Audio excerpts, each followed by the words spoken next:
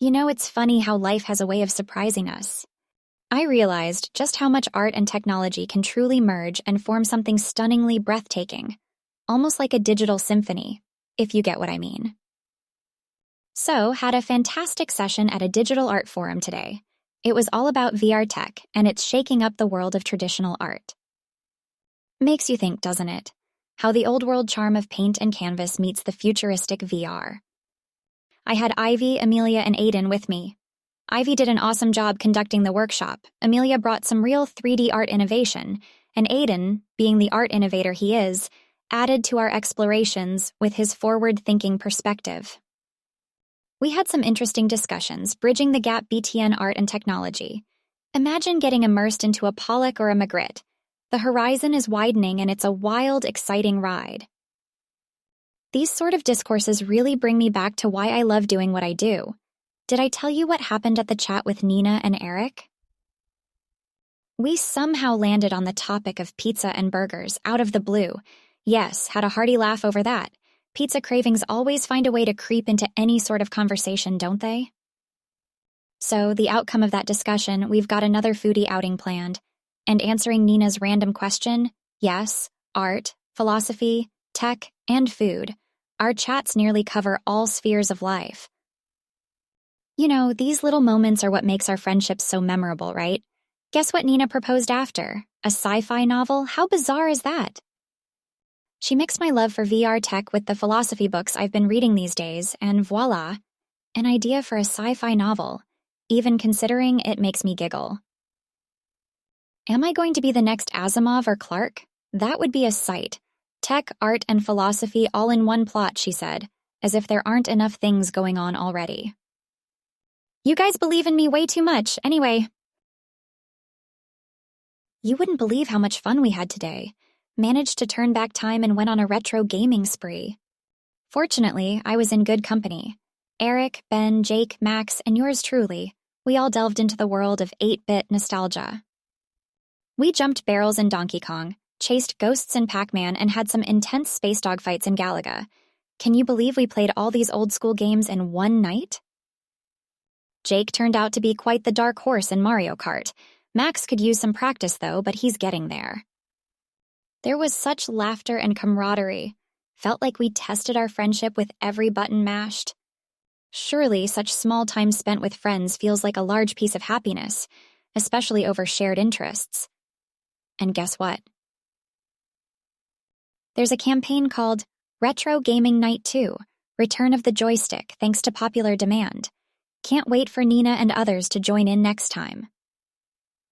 Let me tell you, these gaming nights are not just about the games or competing. They are about being together and bonding over shared experiences, creating memories.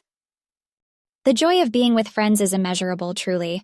Just like our chats, where we have conversations flowing from VR tech to art to pizza. Trust me, it is wildly fun. There was this recent chat where Eric shared about their new VR project, catching investors' attention. And of course, the topic effortlessly shifted to our retro night and eventually to the unfailing pizza craving. Classic. You know, our group chats really reflect our actual camaraderie.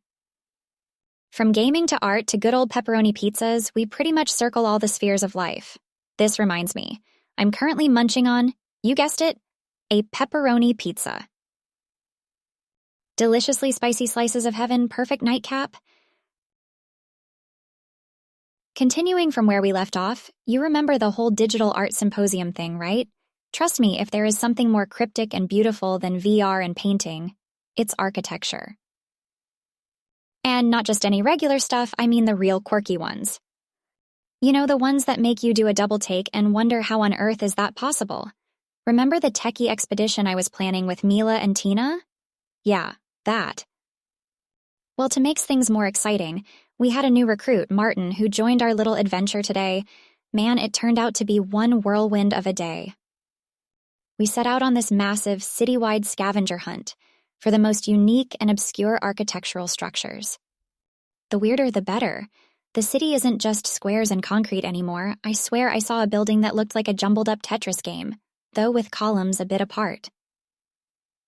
Who knew we lived in a city with architectural Easter eggs hiding in plain sight? When's the last time you saw buildings that looked like they jumped out of a video game or a sci-fi flick, huh? Needless to say, Martin's Polaroid got quite the exercise. Note to self, get a Polaroid. It was all super fascinating. Wonder what the architects were thinking while designing them. Maybe they were just as tech-geeky as yours truly. Of course, Eric and Nina missed today's adventure. I would have loved to see Nina's face when she finds a building that looks like a code function or a binary tree. Coding much? Eric would have surely tried to connect all these building wonders to retro games, I bet. But you know what's more amusing? Our daily chats never fail to surprise me. There I was talking about the architectural hunt, and Eric is imagining more Tetris buildings. And right after we successfully explored the city, we were discussing dinner recipes and the latest movies. Only we can have such wildly unique combos. And you wouldn't believe this. Nina, our home chef, asked for recipes, and guess what I suggested? A risotto. If you're going to ask me why, well, why not? It's subtle, sophisticated, and so delicious, just like some of the buildings we clicked today.